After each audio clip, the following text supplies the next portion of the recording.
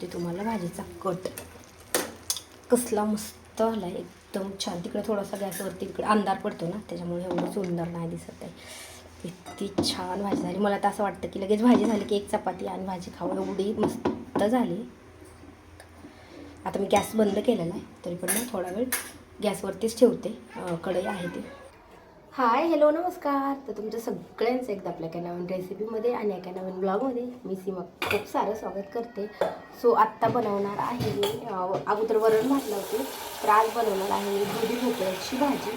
तर म्हटलं कुकर अगोदर लावून घेऊयात आणि मग नंतर कणिक भिजवायची आणि मग नंतर भाजी टाकायची. तर तुम्ही जर चॅनलवरती नवीन असाल तर चॅनलला नक्की सबस्क्राईब करा. त्या साईडला बेल आयकॉन आहे ते पण क्लिक करा, जेणेकरून माझे प्रत्येक नवीन व्हिडिओचं नोटिफिकेशन सगळ्यात आधी तुम्हाला भेटेल. तर मी अगोदर ना वरण भात लावून घेते, नंतर भाजी बनवायला घेऊया.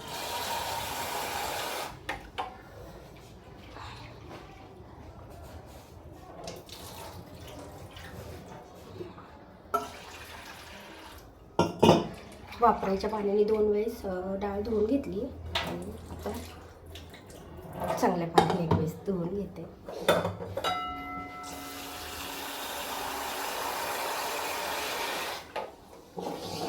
ते पण पाणी चांगलंच आहे नळाचं, पण काय होतं की ते वरती टाकीमध्ये जास्त दिवस राहतं, टाकी वगैरे कोणी धुत नाही वरची, त्याच्यामुळे आम्ही ते प्यायला म्हणजे स्वयंपाकाला वगैरे नाही वापरते.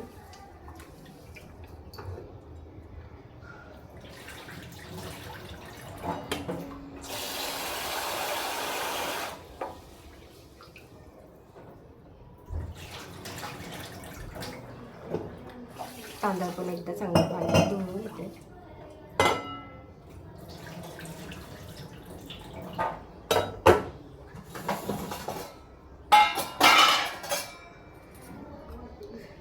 डाळीमध्ये थोडीशी हळद आणि मीठ आणि भातामध्ये मीठ टाकून घेते.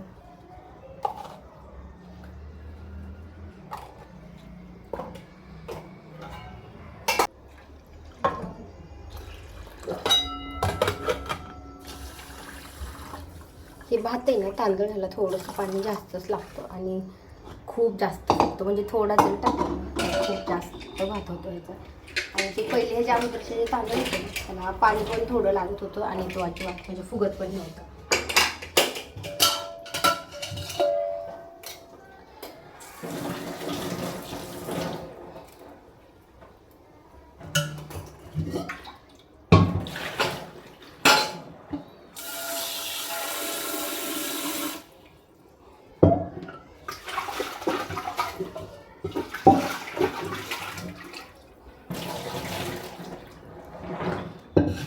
ह्याच्यामध्ये अर्धा तांबा एक ग्लास एवढं पाणी टाकते मी आणि आता लगेच आपण वरण भात लावून घेऊयात कुकरला. आता मी हे छोट्या बर्नरवरती ठेवणार आहे, म्हणजे भात आहे तो छान शिजतो. वेळ लागतो थोडा पण छान शिजतो.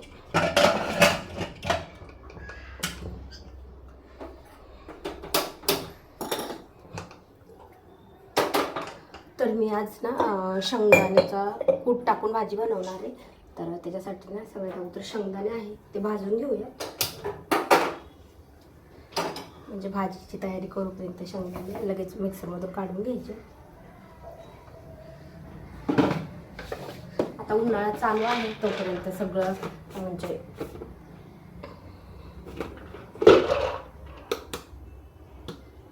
दोन तीन दिवस गावाला गेले की सगळ्या भरण्या वगैरे झाकणं घाण होतं.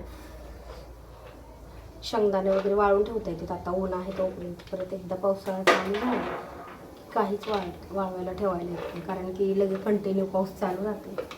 आता अजून तर नाही चालू झालं, आता कधी चालू होतं काय माहिती. यावर्षी मला वाटतं जरासा उशिरा चालू होईल.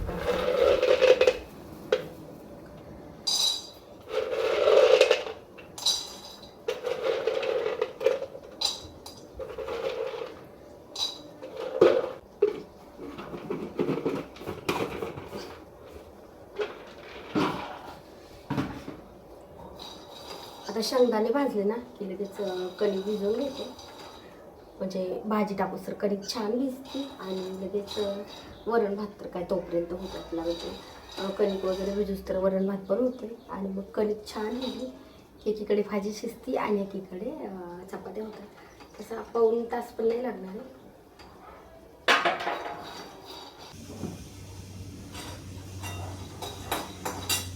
शेंगदाणे छान भाजले. आता मी गॅस बंद केलाय, पण वरती ठेवले म्हणजे थोडीशी कडक होत आहे चांगली. आणि आता आपण पीठ भिजवून घेऊया. कुकरची पण एक शिट्टी झाली, अजून 2-3 शिट्ट्या झाल्या, ते पण लगेच बंद करायचा गॅस. तोपर्यंत आपल्या पीठ पण इकडे छान भिजते आणि लगेच भाजीची तयारी करूया.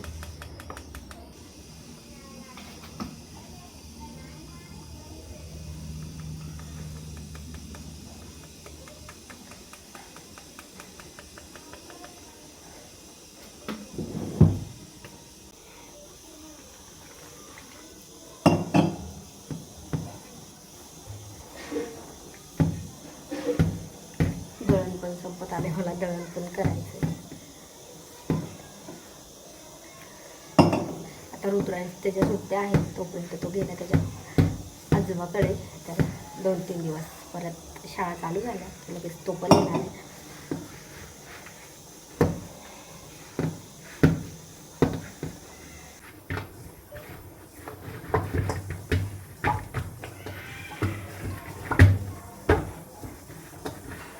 स्वतः पीठ छान मळून घेतले आणि आता ह्याला ना चपात्या करायला पीठ घेऊयात. चपात्या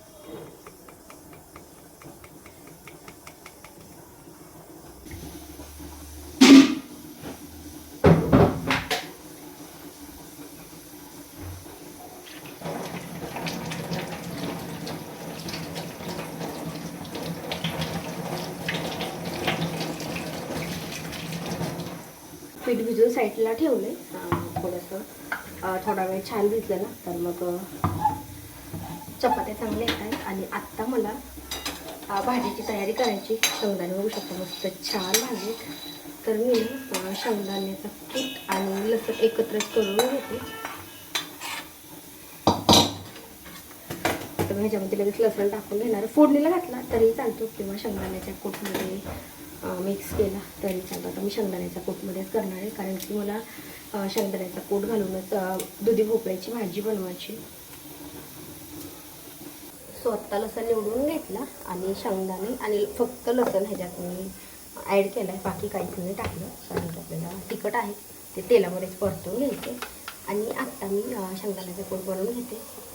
कुकरच्या शिट्ट्या चालू आहेत आणि पीठ पण आपलं छान भिजले. भाजी टाकली की लगेच चपात्या पण लाटून घेऊया.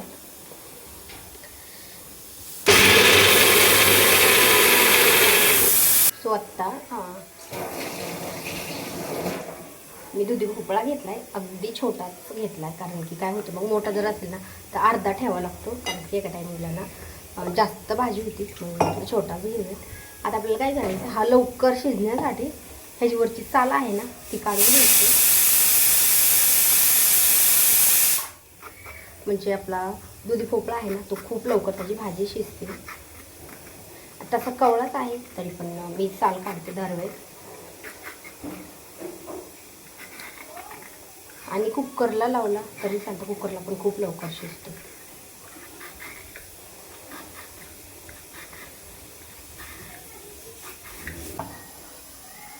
स्वतः कुकरच्या 5 शिट्ट्या झाल्यात आणि मी आता बंद केलं. तर आता पुन्हा भोपळा आहे तो कट करून घेऊया. पूर्णाची साल काढून घेतली मी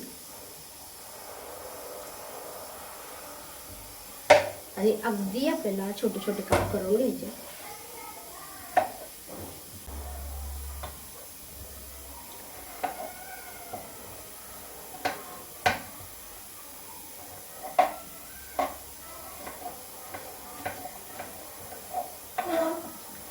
तो मी एकदम छोटाले काप करून घेते.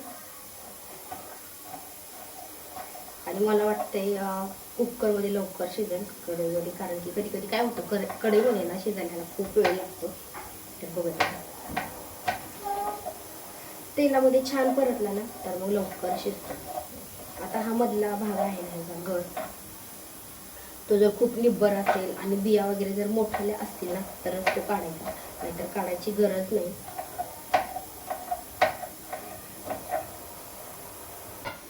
स्वतः भोपळा छान कट करून घेतला, एकदम बारीक बारीक तुकडे केलेत बघू शकता. आणि आत्ता कढई ठेवली वरती, तर कढईमध्येच करणार आहे फक्त ना. लवकर शिजण्यासाठी काय करायचं हे पण मी तुम्हाला सांगते.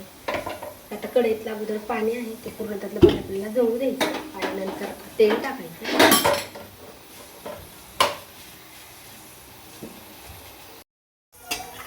आता मी तेल टाकून घेते.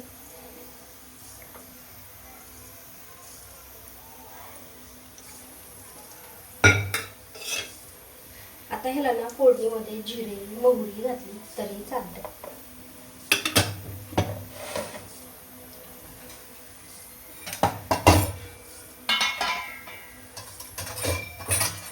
आता मी ह्याच्यामध्ये घालते मोहरी आणि थोडेसे जिरे आणि आपल्याला लगेच ह्याच्यामध्ये दुधी भोपळा आहे तो ॲड करायचा. आणि जर लसूण जर आपल्याला फोडणीमध्ये टाकायचं असेल ना तर लगेच लसूण पण टाकून घ्यायचं अगोदर.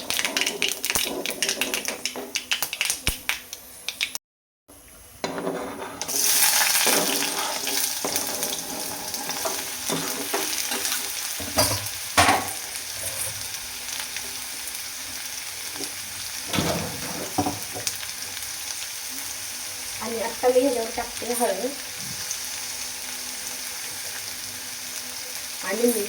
अगोदर जरी टाकली असती ना तेलामध्ये तर चालतं, पण काय होतं की आपली हळद आहे ना ती करपते. तर मी थोडंसं परतून टाकते.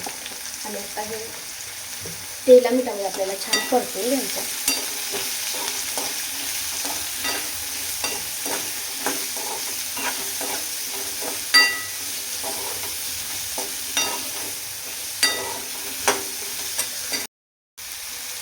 आणि आता काय करायचं आपल्याला त्यात लो फ्लेमवरतीच ठेवायचं आणि आता ह्याला साखर घालून ठेवायचं. फक्त त्याच्यामध्ये मी हळद आणि मीठ घातले तर आपल्याला हे 2 मिनटं झाकण घालून ठेवायचं. म्हणजे आपला भोपळा आहे ना तो लवकर शिजतो. आणि लगेच ह्याच्यामध्ये जर मी तिखट टाकलं तर करपू शकतं, त्याच्यामुळे नंतर टाकणार आहे. स्वतः 2 मिनटं झाली. आता परत एकदा आपण परतून घेऊया.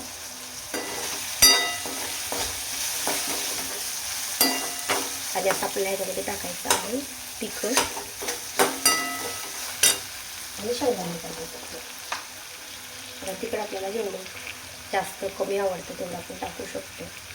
आणि शेंगदाण्याचं कूट जर टाकायचं असेल तर तिखट थोडंसं जास्तच टाकायचं. हे 2 प्रकारचे तिखट आहेत.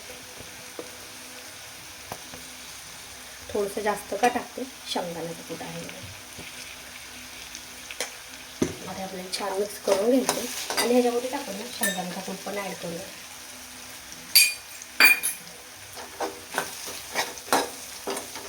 आणि त्याला छान परतून घेऊया.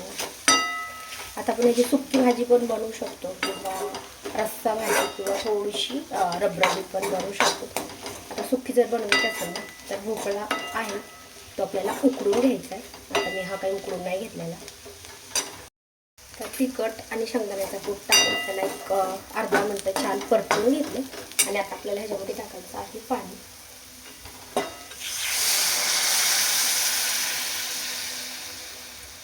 आता ही मला खूप जास्त पातळ पण नाही बनवायची आणि खूप जास्त म्हणजे एकदम सुकी पण नाही बनवायची, थोडीशी रबरबीत बनवायची. तर आता म्हणजे ह्याला काय करणार आहे, झाकण ठेवून 3 ते 4 मिनटं ह्याला शिजवून द्यायचं आपल्याला.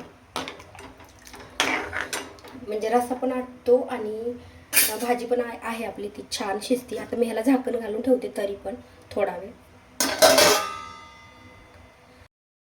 स्वतः भाजी आहे ना ती 3-4 मिनटं झाली. 1-2 वेळेसमध्ये परतून घेतली होती. आता इतका चटका बसलाय झाकणाचा. तेल बघू शकता कसलं सुंदर मस्त दिसतंय. कट एकदम छान आला आणि भाजी तर आपली शिजलीच आहे. आता मी इकडच्या गॅसवरती ठेवलेली छोटं, त्यामुळे इकडनं थोडासा ब्राईटनेस कमी येतो. आता आपली भाजीला छान परतून घेऊया आणि आपली भाजी झालेली आहे मस्त तयार. अशा भाज्या बनवल्यावर हॉटेलची भाजी आवडणार पण नाही आणि गाळ मस्त छान शिजलाय भोपळा. आता मी गॅस ना बंद करते. तुम्हाला भाजीचा कट कसला मस्त आला आहे, एकदम छान. तिकडे थोडासा गॅसवरती इकडे अंधार पडतो ना, त्याच्यामुळे एवढं सुंदर नाही दिसत आहे. इतकी छान भाजी झाली. मला तर असं वाटतं की लगेच भाजी झाली की एक चपाती आणि भाजी खाऊ, एवढी मस्त झाली.